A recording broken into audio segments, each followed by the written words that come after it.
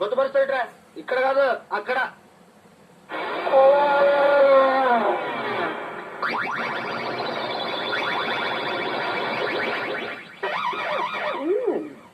ఆహా, బాపు బొమ్మలాగా, కుదైసిన బస్తాలాగా, ఆవిరి కుడువులాగా ఇంత అందమైన ఫిగర్ ఈ సిటీలో ఉందని ఇప్పుడే తెలుస్తున్నారు. Thank you. కొందామా? తిందామా? జంటగా. ఓకే.